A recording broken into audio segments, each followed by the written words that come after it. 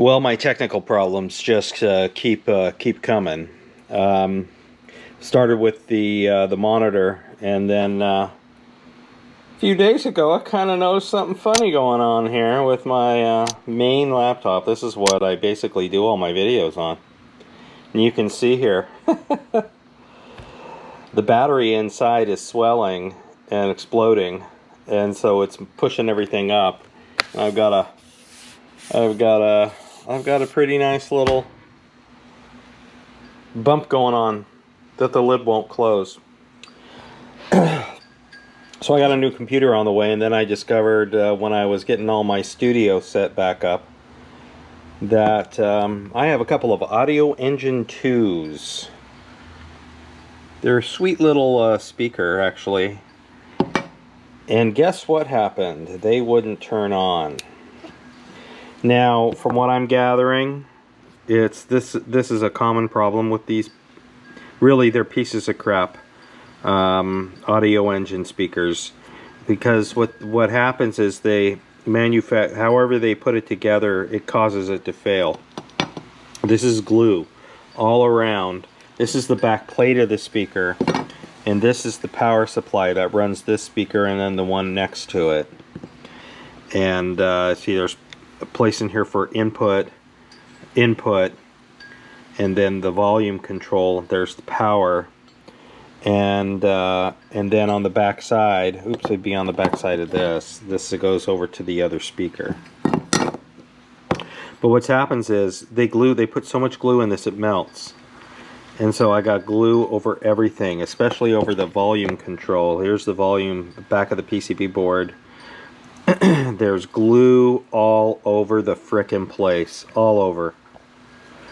Now, why is that a big deal? Well, what happens is this glue has like water in it. So, in other words, when it melts, it turns into a liquid form, and can get some water inside the PCB board, but also it can short out between things. I bet you that's what's going on right here. Especially if I took this off, you can just see there's just sticky glue everywhere. This shouldn't be happening. And then on the back, you can see it's just everywhere. It can short things out. So my goal, we're going to see if this is going to happen. This is just a shitty design, and they built it like crap. We don't make good things anymore, it seems. So what I'm going to do is convert these to a passive speaker. My other speaker is already set up, and so that's what we're going to do. Okay, I think the A2 is pretty easy to convert. At least the side that has the power, the amp goes in it like that, and then the plate goes over it like this. The crossover network is down in there, right there. You can see it. So I think all I need to do is snip this off. The red is the positive, the black is the negative. That makes it easy. And then I'll just put some banana plugs on it, and I'll fish it through right there, the wire through there. I had some plugs. I plugged up all the holes. Instead of putting this back on and putting the amp module and board back in, I'm just going to put this on and then fish the wire out through that top hole. And then hopefully the amp I got will sit really close to it. There's a lot of wire here that I can pull out. If I need to, I'll lengthen it. And then we'll see what happens. We'll see if it works. We'll see if this is good enough to convert it to a passive speaker, but also work with the other speaker. And everything sounds in phase and doesn't give you any weird devices. The crossover networks are needed for speakers. The speakers themselves are called drivers. And then if you have multiple speakers like this one does, it's got two, it's not very many, then you need to, you just can't send the signal to anywhere. So the crossover network, what it does is it separates the signals. It'll send a signal to the tweeter and a signal to, a woofer. And so what that does is it keeps from blowing out the speakers. but it also sends the right highs to the right high speaker and the lows to the low speaker. So if this crossover network is good enough, because I just don't think there's any crossover. I don't know if there's any crossover on here, to be honest. I'm not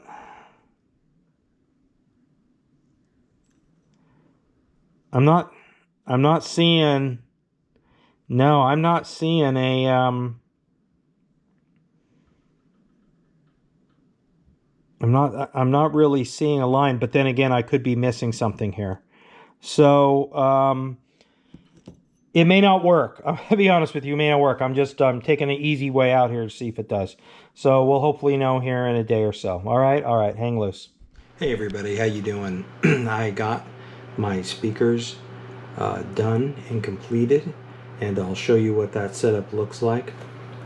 Right there is the website of Fosse Audio, and I hope y'all, I'll put a link in the description to this, but let me give you a sense of what this all looks like over here in my little setup. And that's it right there. There's the left speaker. This is the speaker right here that I removed the power supply from and the PCB board because the crossover network was still inside of it. And there's the right speaker right here, which was already, I didn't have to touch it at all because it was driven by the left speaker that had the amplifier in it. This is the amplifier that I bought, a Fosse amplifier, and the hookup is just pretty well done. I put banana plugs on the end of the wires. I ran a wire out of here through the back and up into the back of that. And this is what it sounds like, just so you know. These are the most streamed, shared, posted, and talked about indie songs of the week. The Sirius XMU Download 15. 15 with Josiah. All right, let's get you musically equipped for the week ahead. And let's start with the new album from Lutalo. Just put out on Friday, a great new album via Windspear, a new record called The Academy. Returning to the show for the 4th time, including a great track they did with Claude earlier this year, their song Running. Well, on the new album, we find Lutalo flexing into all sorts of different sounds, including some more kind of folky textures. And the track you're about to hear, one of the more straightforward jams on the album. Josiah introducing you to Lutalo and their song Gannon for a very handsome number 15.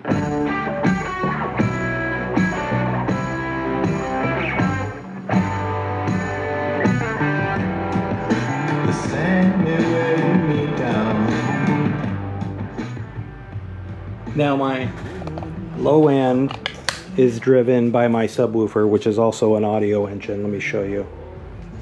Right here. The speakers under there.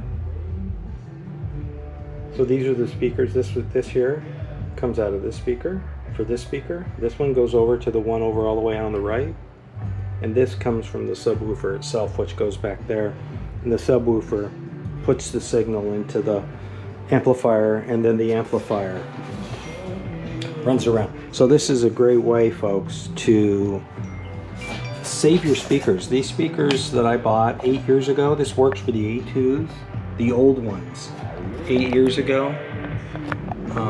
It may work for the A2 pluses that they sell now, but just so you know that you can save your very expensive, these are $300 by the way, back in the day. I do not know, I'll show you what happens if you have the AudioEngine A5s.